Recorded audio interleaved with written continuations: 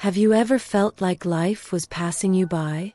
Like the world was moving forward, but you were stuck in a moment you couldn't escape?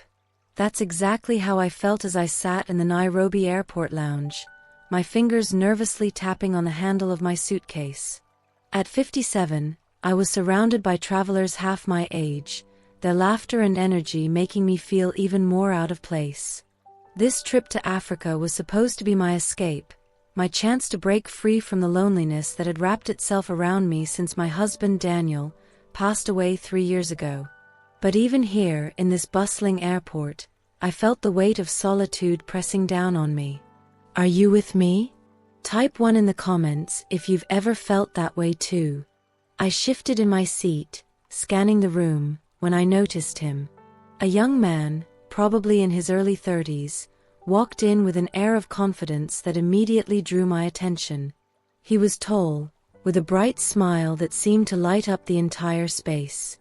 He chatted easily with the staff and other travelers, his charm radiating like sunlight. When our eyes met, he smiled and walked over to me. "Excuse me, ma'am," he said, his voice warm and deep. "Do you need help with your bag?" I hesitated. Pride had always kept me from asking for help, even when I needed it. But something about his offer felt genuine, like he truly wanted to make my day a little easier. "Thank you," I replied softly. "I didn't want to trouble anyone." He chuckled, effortlessly lifting my oversized suitcase onto his shoulder. "It's no trouble at all. It's part of my job as a guide. Are you here for the safari tour?" I nodded, surprised by his intuition. "Yes, it's my first time in Africa. I've always wanted to visit, but life had other plans." He studied me for a moment, his eyes kind. "Well, you're here now. That's what matters. Still with me? Drop a yes in the comments to let me know you're tuned in." His name was Jabari. As we waited for our groups to be called, we talked. He told me about his work as a guide and his dream of starting his own tour company one day. His enthusiasm was contagious, and for the first time in years, I felt a spark of something, hope maybe? There was a fullness to his spirit, a sense of purpose that I hadn't felt in myself for so long. "And you?" he asked, turning the conversation to me. "What brought you here?" I hesitated, unsure how to put into words the ache of losing Daniel, the endless days spent in a house that no longer felt like home. Instead, I gave a small smile. "I suppose I wanted an adventure." Jabari nodded, as if he understood. "Africa is full of adventure. You'll see." Have you ever had a conversation with someone who just got you, even without you saying much? Share your thoughts in the comments. When our groups were called, Jabari helped me with my bag again. As we parted, he flashed a playful smile. "Maybe we'll meet again." The world has a funny way of bringing people together. I watched him walk away, a strange flutter in my chest that I couldn't explain. For the first time in years, I felt a flicker of something, hope, curiosity, maybe even excitement. The open plains stretched endlessly as the safari jeep bounced along the dusty path. I sat in the back, camera in hand, marveling at the vast landscape. Jabari was driving, and I caught him glancing at me in the rear-view mirror, his smile steady. "Keep your camera ready," he said, his voice carrying over the rumble of the engine. "This area is known for its elephants." I lifted the camera to my eye, scanning the horizon. "It's incredible," I murmured. "I've never seen anything like it." Jabari chuckled. "That's the magic of Africa. It's full of surprises."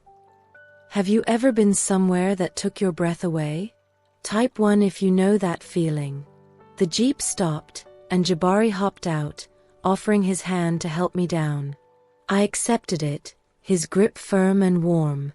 We walked toward a shaded area where a herd of elephants grazed peacefully.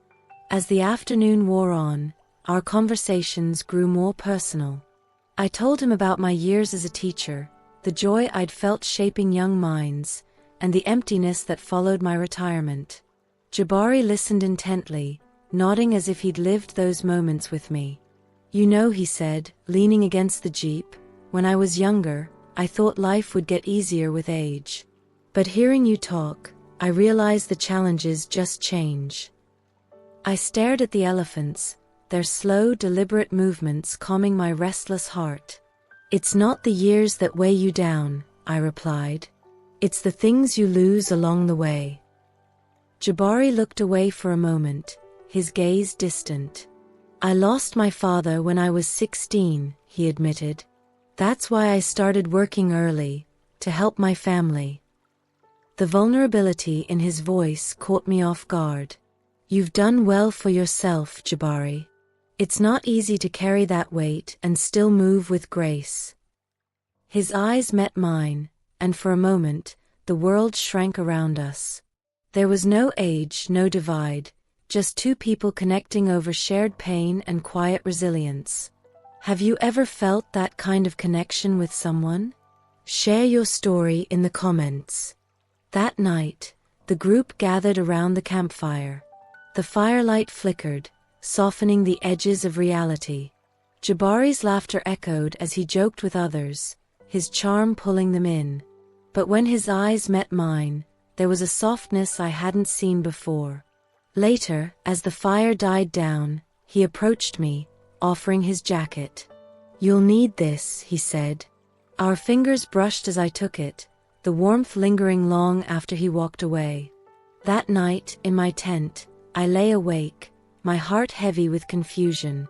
I hadn't come here looking for anything beyond adventure, and yet Jabari's presence stirred something in me, a longing I hadn't felt in years. Still with me?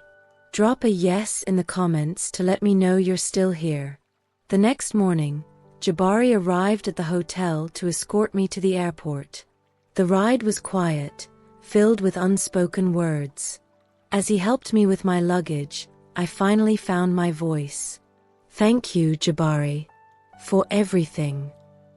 He gave a small, understanding smile. "You don't have to thank me. You've taught me as much as I've taught you." I reached out and hugged him. It was brief, but full of unspoken meaning. When I pulled away, I saw it in his eyes. He'd felt it too. On the plane, I gazed out the window, replaying the moments from the trip. Back home, I began writing letters to my daughter, sharing the truths of my journey. I didn't mention Jabari's name, but his presence was woven into every word. Sometimes, life's greatest adventures aren't the ones we plan, but the ones that find us when we're lost. I may have gone to Africa seeking escape, but I returned with something far more valuable, a renewed sense of hope and the reminder that connections, however brief, can change us forever. If you've ever felt lost or alone, I hope this story reminds you that life has a way of surprising us when we least expect it. And if you've enjoyed this journey with me, don't forget to subscribe to my channel for more stories that will touch your heart and awaken your soul. Until next time, stay curious, stay open, and never stop believing in the magic of connection.